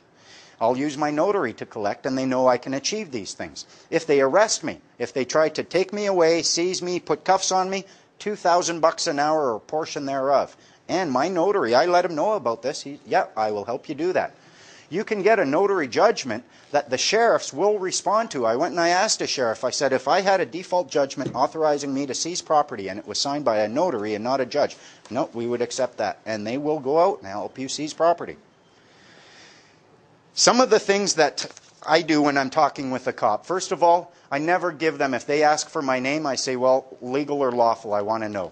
And I don't have a legal one. You ask them, under what authority are you acting? If they try saying, I'm a cop, so what? Under what authority are you acting? If they try saying it's against the law, and I've had them do that before, oh, it's against the law. What law? The Controlled Drugs and Substance Act. That's an act and a statute, not a law. Are you aware gross negligence is equal to fraud? They hate that. These people have a duty to understand and to distinguish between statute and law. They've been dealing with us for so long with people who are essentially ignorant that we don't even distinguish between statute and law, so they assume that you are going to be there. They'll say, oh, you broke the statute, you broke a law, I want to give you a ticket. And then they'll say, I need to see your ID, and if you don't show me ID, I'm going to arrest you for obstruction of justice. I've had cops do this to me, SkyTrain cops. The fact is, though, until they see ID, they have absolutely no evidence of the existence of a person who is liable under the statute. So they're putting the cart before the horse. They're saying, I see a human being. The act says person must produce a proof of fare. You're a person. I'm giving you a ticket. Now you have to show me your ID so I can give you a ticket, because they've been told if you don't see ID, you can't give a ticket. They know this, but they're putting the cart before the horse. Ask them flat out, is this a transaction of a security interest? If he says, I don't know, then you say, well, clearly it can't be. You cannot engage in a transaction of a security interest in ignorance. So you say, okay, fine, so this isn't a transaction of a security interest. If it is, you need knowledge thereof. Since it's not a transaction of a security interest, you will not be generating any obligation upon me to pay or perform, so why am I talking to you? Have a good day. If they say, yes, it is a transaction of a security interest, you need my consent for that, and I do not consent to your transaction of a security interest. If they ask you for identification, do what my friend Digger did. He said, why do I have to show you ID when I'm not even obliged to have it, but you are? They need to show you 3 things upon demand, if you demand it. Their identification card. It'll be signed by the Solicitor General. Their badge is usually right there. They will have a business card. If they don't have a business card with their name and badge number that matches their ID card, you do not know you're dealing with a proper cop. And I've caught cops wearing fake numbers and giving out fake cards. That doesn't jive. It does. You need all 3. And when you see all 3 of those, then you know you're dealing with an officer who is in uniform. If he doesn't show you that, he's out of uniform. I don't have evidence that you're actually a real cop, and I'm not listening to you. And if you order me to do anything, it's under protest and duress. If he asks, if you get a chance, afterwards, please? What?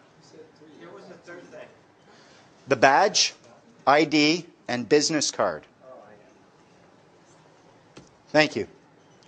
Ask him, are you giving me an order? And hope he says yes. Really, that makes you liable for a bill. They hate this. If they come up to you and what they like to do, they use presumption and assumption so often, they won't even ask you a question. They come to the window, driver's license, registration, insurance. Look at them and say, apples, bananas, and pears? You're not making any sense. Like, you used a complete sentence? What is it you want? Do you have a driver's license, registration, and insurance? Or may I see it, is usually what they would ask, because they're operating upon a presumption too.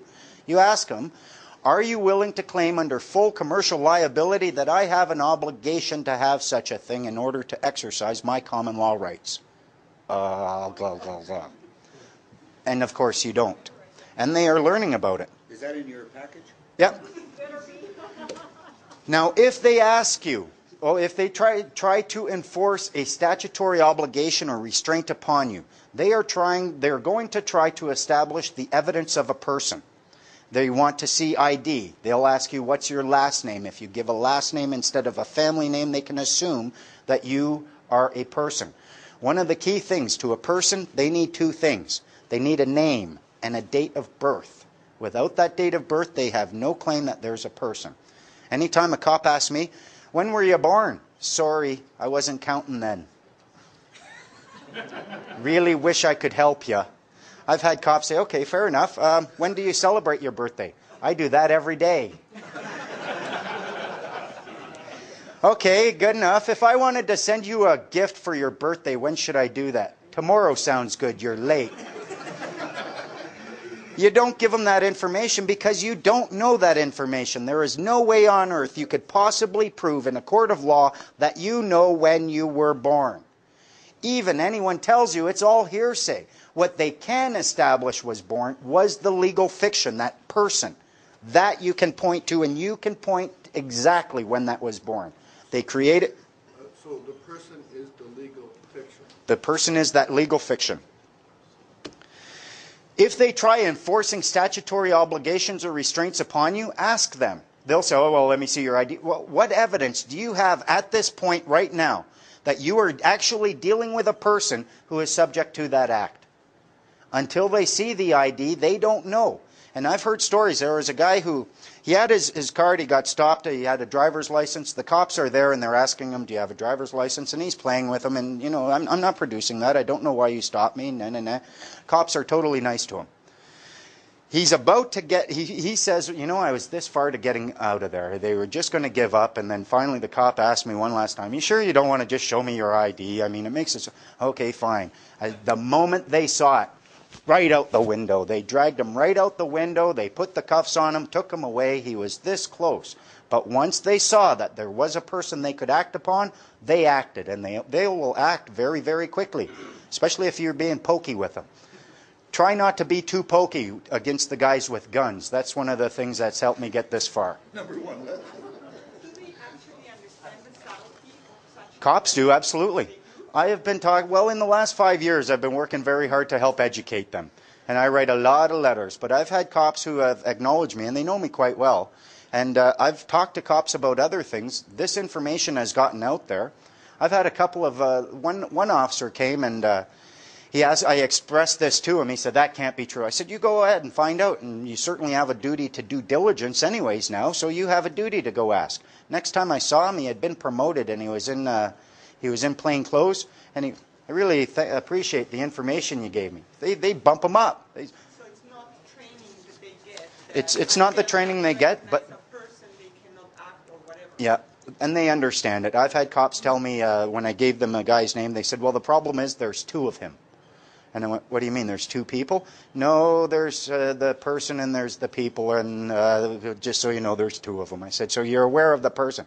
We're aware. They know. And that's why they are wanting us to get to the point. Nanny wants us to grow up.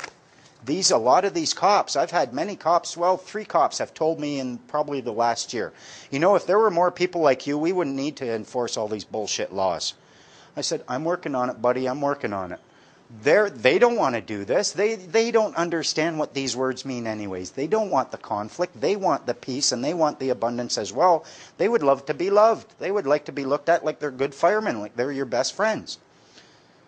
What if a cop searches you without permission and finds ID showing you are a person such as a SIN or a DL or whatever? Why do you have it? Okay, so you're saying don't. Yeah, and leave it at home. Unless you're using your person that day, you leave it at home. And if they search you, again, it's under protest and duress. It has to be a lawful search. And if you have abandoned your sin, they have no authority over you whatsoever unless they observe you breach the peace or someone comes and makes an actual accusation against you. So, field questions right now? no, or do you want to finish no, it up? later. Okay. Later. Clint, everyone.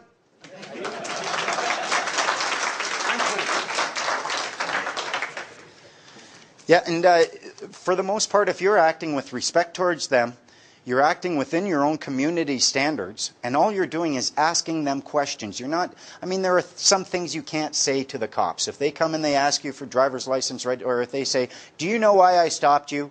It's usually not a good idea to say something like, because you're a power-hungry, tax-collecting tool of the state bully with a badge and a gun, and by stopping me, you get to exercise your powers, propping up your own frail ego, allowing you to believe for a short period of time you're not half the loser you really are. You don't say stuff like that. It's not going to help you. That's not the truth. These cops, for the most part, these are decent human beings who are trying and who would come and risk their life for you. They could give you a ticket and argue with you about the law 1 minute. 5 minutes later, they could be pulling you out of a burning wreck, and they would put their life on the line. And when you bring them this energy, instead of saying, oh, fuck you, copper, if you treat them, hello, peace officer, I love you, what can they do? And if you can learn to distinguish between a law enforcement officer and a peace officer, hold them to their peace officer status and refuse to allow them to act as a law enforcement officer against you because they have nothing to enforce, they love it. Oh man, good for you. I don't have to be I'm not your nanny. You're good. Okay, fine. I get to go find some real criminals. In court, some things that we can do in court. First of all, don't ever accuse yourself. If you go in there, and this is one of the key things I found when we were with Rob in court, we asked the prosecutor, will you please identify the accused party? She asked us, are you going to be taking part in this? She almost said charade. She said, are you going to be taking part in this? I said, will you please identify the accused party? Just walked away. We got it on the record that Robert Scott Christie was in the courtroom, but the accused was not. And that was good enough for us. They will ask you, what's your name? It's none of your business unless and until you've accused me. They want you to give the name. They say, okay, you're the accused. Come on up here. You're stepping right into it.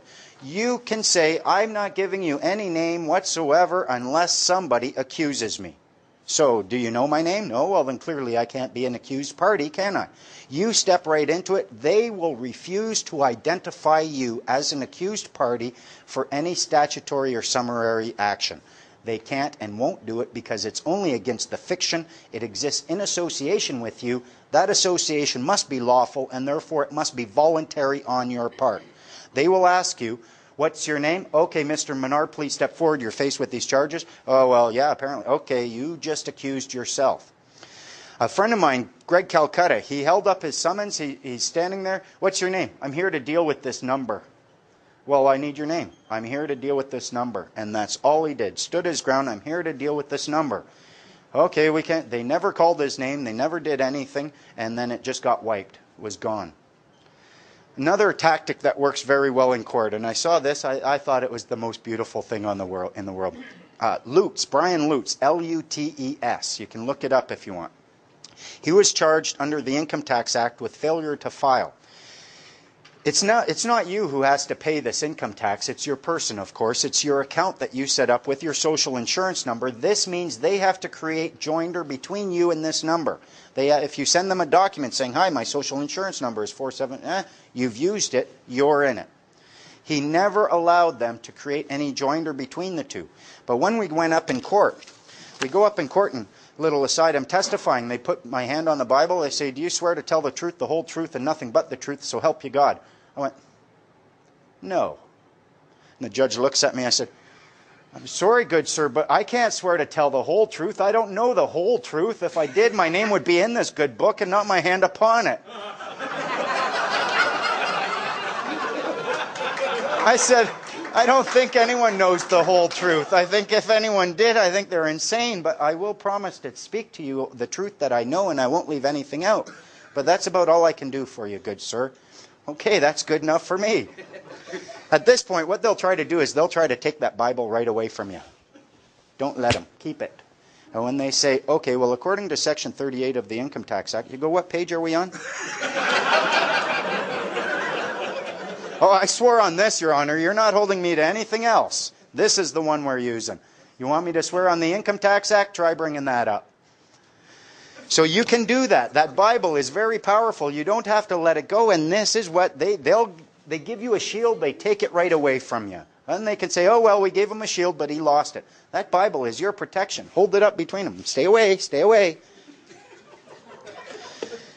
If prior to going into court you have served a notice of understanding and intent and a claim of right, and this claim of right is you're claiming the right to serve a bill upon anyone who would possibly give you any orders, when you go in there and the judge tries giving you an order, I'm looking for orders. I'm here to fill your orders because I got a big book of bills right here.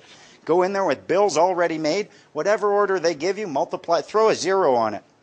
There you go. How long do you have before you can produce that bill? Right then, immediately. But do you have some time? You have 2 days, 3 days? Well, for the, I imagine you would be able to present them a bill, but normally you present a bill immediately upon service or cessation of services, do you not? Like think of a restaurant. You go into a restaurant, even if it's a fast food restaurant, you're giving your order, you're liable for the bill, you pay that bill, the order is fulfilled. If you go to a regular restaurant, you can place an order and they're trusting you. They could, if they wanted, demand payment for that prior to fulfilling. Yeah, they could if they wanted, but they're just being nice because they want tips. Hey, Clint was in there. So, recognize that them giving you orders isn't necessarily a bad thing. And the moment you hit them with one bill for one order, I guarantee you they are going to go way out of their way to never give you another order. And a very little known fact, in Canada, because Canada is a common law jurisdiction, we're all equal. Nobody has the right to enforce adjudication services upon you. I went and I listened to Beverly McLaughlin, the Chief Justice of the Supreme Court of Canada. She stated very clearly, right on the record, no one can provide adjudication services without the consent of both parties to the adjudication.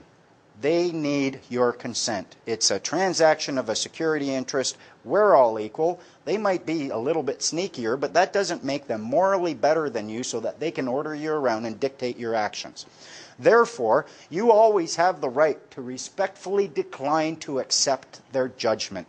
And the Canadian government did this. The first time I saw it, the Canadian government, we respectfully declined to accept this court's judgment, and you can do that too. And okay, fine, that was my thing. Because bear in mind, there is no real society.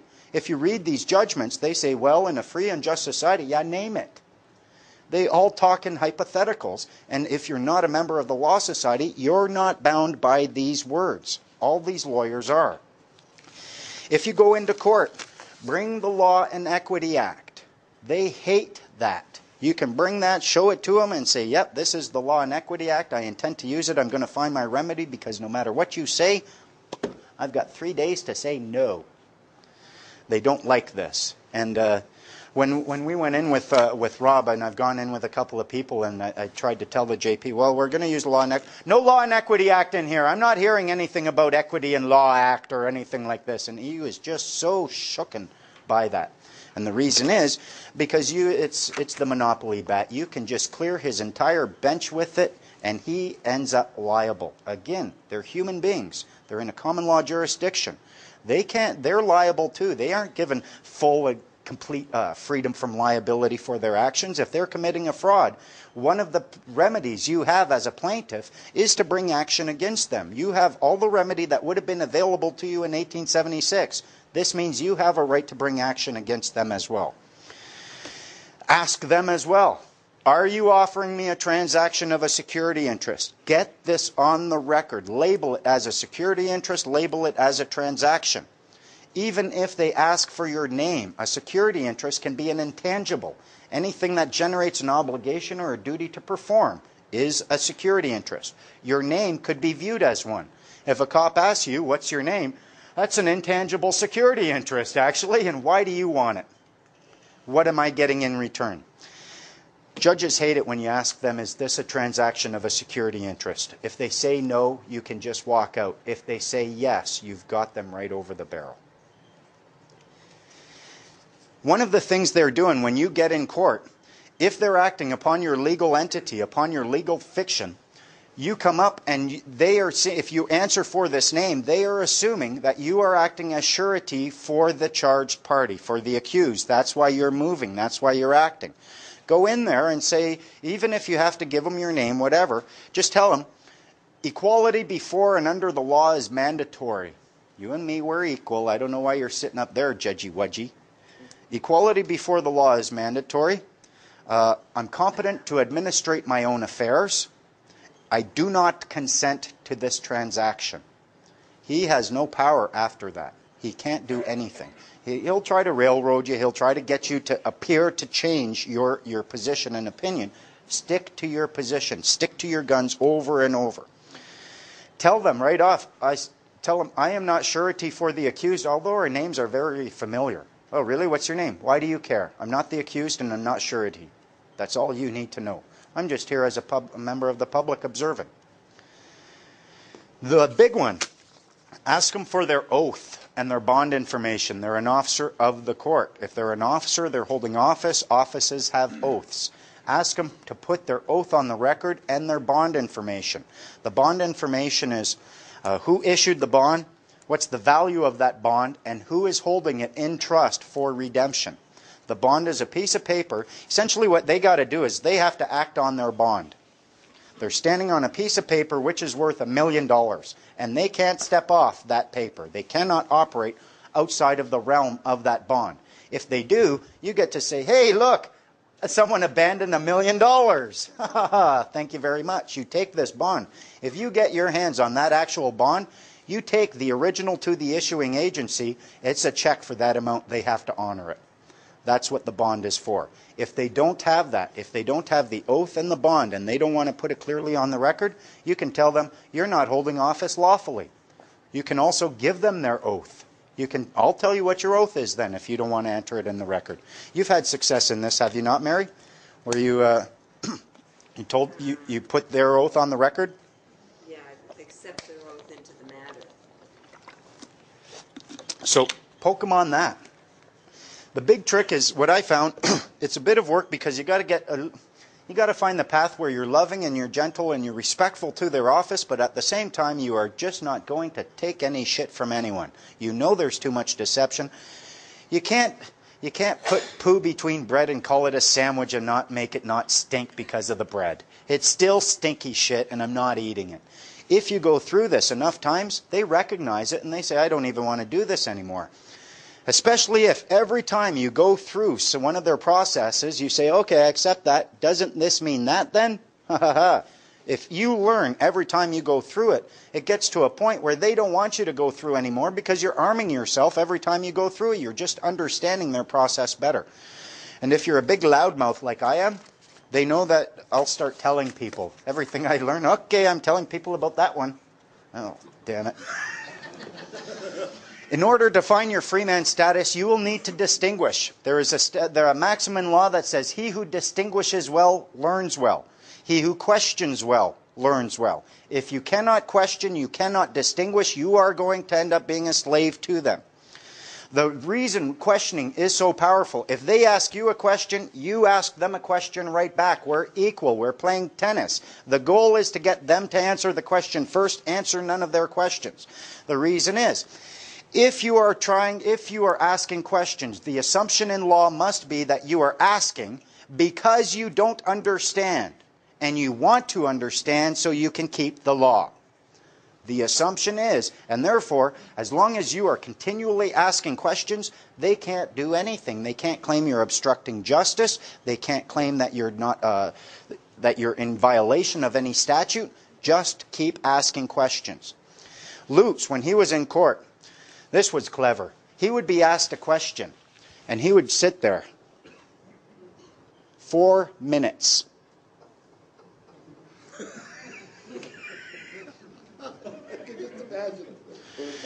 What does that word mean, and from where did you get the definition? And the prosecutors, Your Honor, are you going to allow this? You asked him a question, his freedom is on the line, and I think he's being very wise thinking about your questions before answering. The judge loved him. And this judge, I mean, this was after I had been on the stand, so he kind of liked me and my response. And Lutz said something very telling, said something along the lines of, well, I don't understand the Income Tax Act, or I don't stand under the Income Tax Act. And the judge said, well, what do you mean? He said, I don't understand it, I don't stand under it, I don't grasp it, comprehend it, or seize it. I don't understand it. The judge said, welcome to the club. Right there I said, we won, we won. How can you claim you don't understand the act and then use that? And you should have seen the prosecutor's head at that time. If you learn to distinguish between actual law, and there is only 3 ways to break the law: harm another human being, damage someone else's property, use fraud or mischief in your contracts, you have broken the law. That's the only way to break the law. If you distinguish between statutes and law, you're on your way. You need to distinguish between these. If you can distinguish between the City of Edmonton, which is actually properly called the Corporation of the City of Edmonton, and Edmonton City, you can distinguish between the legal entity, which is where all the bylaws are, because if you look up definition of bylaw, you know what it says? Rule of a corporation. So why are these corporations imposing these rules upon you if you let them know, I'm not even, oh yeah, I'm walking down the street in Vancouver City, but that doesn't mean I'm a person in the corporation of the City of Vancouver. We went in, I've got a little vest with a hidden video camera on it. We went in and we served notice on the Chief Licensing Officer or Chief Bylaw Enforcement Officer in the corporation of the City of Vancouver. And when I say served notice, I mean we served a notice.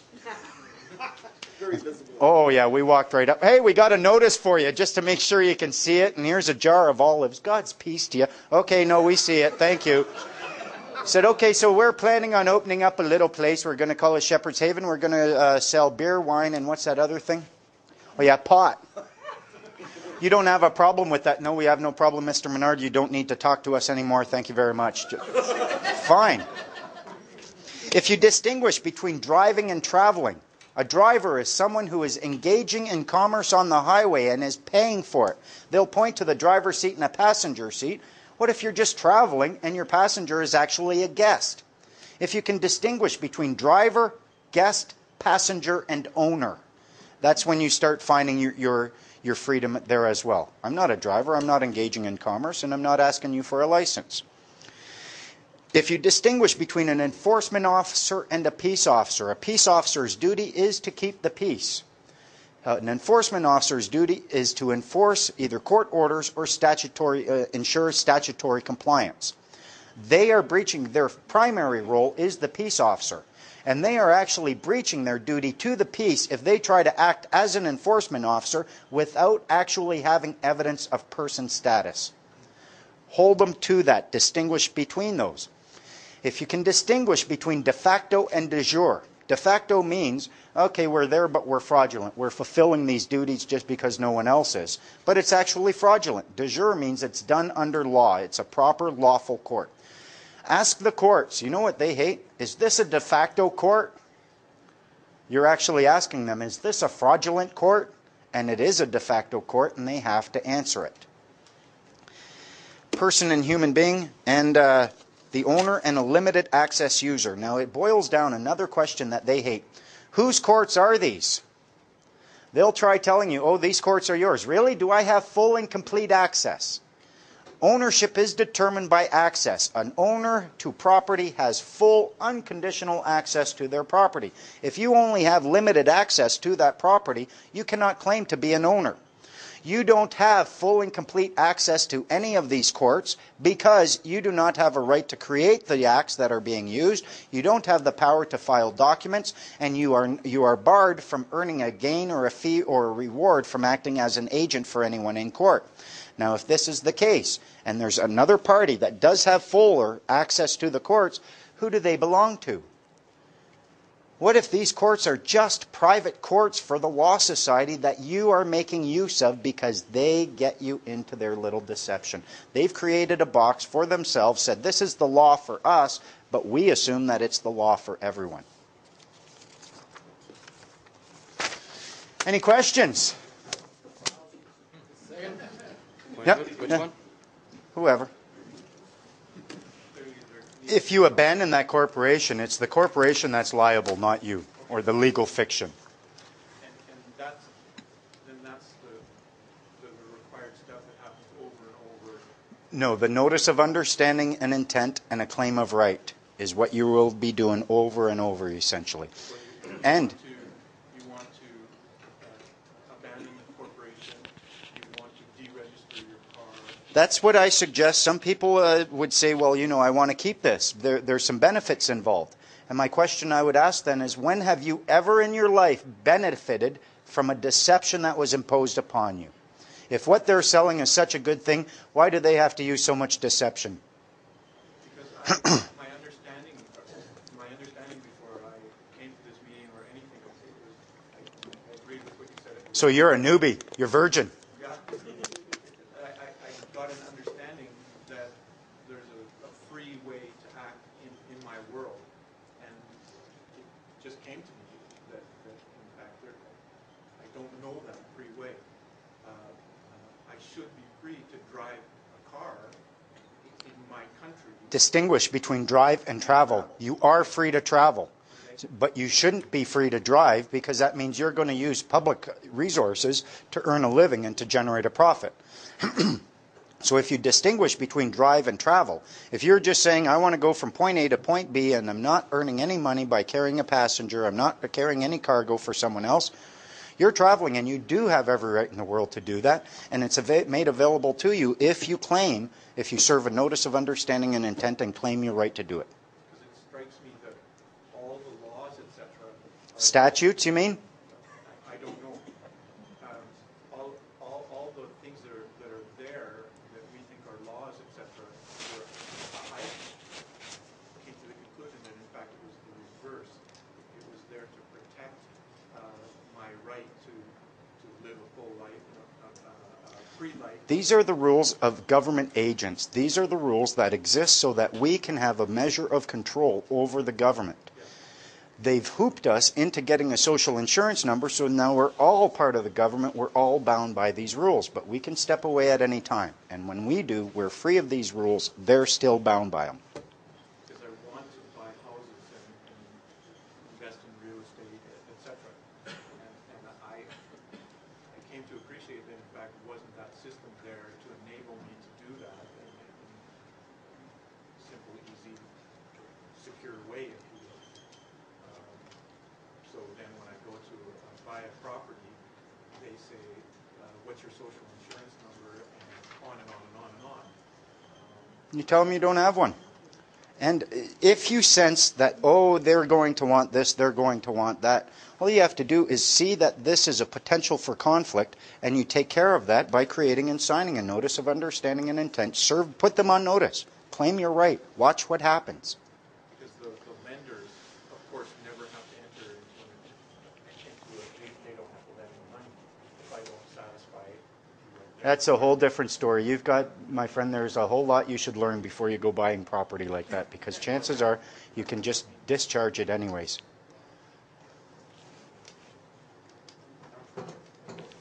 I have a birth certificate that's done properly. Merle, then Grant with the capital letters and then she again.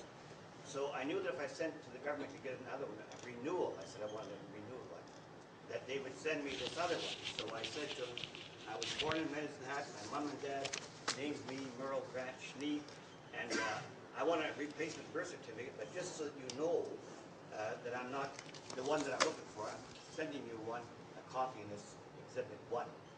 And I paid for it and everything else, so please send me the exact copy. Well, now, when I got it, of course, I didn't have the exact copy. It had my last name first. Yeah, yeah. They used to give capital letters in Alberta, but there's so many people here, like Gordon and Vern and Raising Hell, that they changed that. Instead of capitals now, they just use our last name first, or surname. Right. So I'm going to court in the Duke, and I've got my birth certificate the way it should be, the other birth certificate the way the government gave it to me, and I got the ticket that's all capitals. So I said to the judge, which one do you want? Now, she wasn't happy with me. She said, unless you tell me that you're here or something, I'm going to find you absent or guilty in absence or whatever. Yeah. So I'm standing there looking at her, and she pronounced me guilty and then told me to get the hell out. Fine, I'm guilty. Bye. Or you just, again, 3 days. This is a transaction of a security interest. And